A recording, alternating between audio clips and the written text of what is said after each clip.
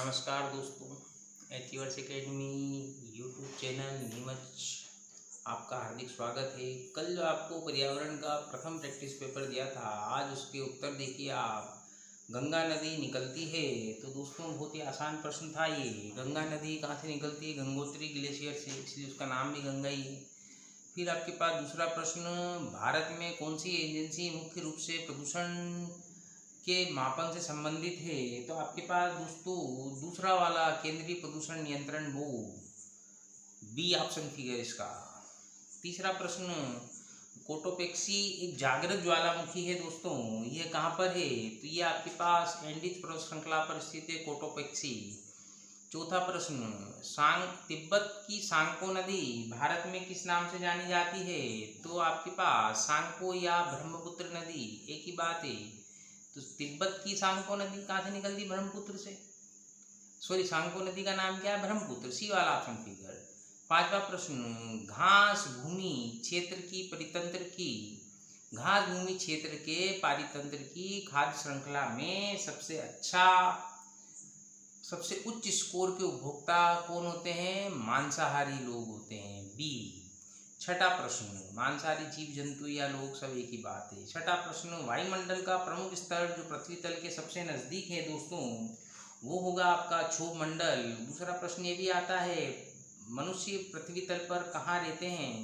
तो ध्यान लगाएंगे, हम सब क्षोभ मंडल में रहते हैं। पृथ्वी तल से 12 किलोमीटर की ऊंचाई तक का जो भाग है वह सब क्षोभ मंडल कहलाता है, ट्रोपोस्फियर या परिवर्तन मंडल। सातवां प्रश्न, संयुक्त राष्ट्र सुरक्षा परिषद में कितने स्थायी सदस्य होते हैं? तो संयुक्त राष्ट्र सुरक्षा परिषद में कुल सदस्यों की संख्या 15 है, लेकिन 5 स्थायी सदस्य हैं। ओके दोस्तों, तो सी वाला ऑप्शन फिगर है। आठवां प्रश्न, सरिस्का राष्ट्रीय उद्यान कहाँ पर स्थित है? तो दोस्तों सरिस्का राष्ट्रीय उद्यान राजस्थान में। आप कमेंट बॉक्स में बताएं राजस्थान में किस स्थान पर स्थित है। नवा प्रश्न, पारिस्थितिकी तंत्र में ऊर्जा का मुख्य स्रोत क्या है? तो सूर्य का प्रकाश। इससे आसान प्रश्न तो कोई हो ही नहीं सकता दोस्तों। देखिए बच्चों, 10वां प्रश्न है कि एक मार्क का संबंध किससे है? तो दोस्तों एक मार्क मतलब गुणवत्ता से ही उसका संबंध होता है, तो पहले ही ऑप्शन फिगर ए है। 11वां प्रश्न, आर्सेनिक द्वारा जल प्रदूषण सर्वाधिक किस राज्य में है? तो मित्रों पश्चिम बंगाल में आर्सेनिक का सर्वाधिक जल प्रदूषण है।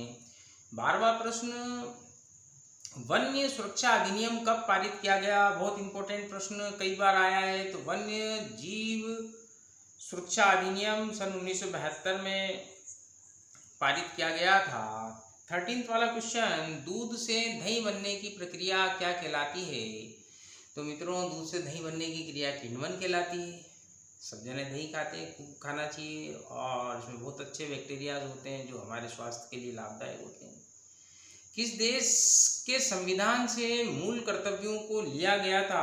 14th वाला क्वेश्चन, तो दोस्तों रूस से लिया गया था। यहाँ आपके पास ऑप्शन फिगर हो जाएगा USSR, United states of Soviet रूस, जो वर्तमान में रूस ही कहलाता है। जब लिया गए थे मूल कर्तव्य तब वह यूएसएसआर था। तो डी ऑप्शन फिगर है। नंबर 15वां प्रश्न, ध्रुव तारा कहाँ जाता है? तो बच्चों ध्रुव तारा उत्तरी तारे को कहा जाता है। किसको कहा जाता है?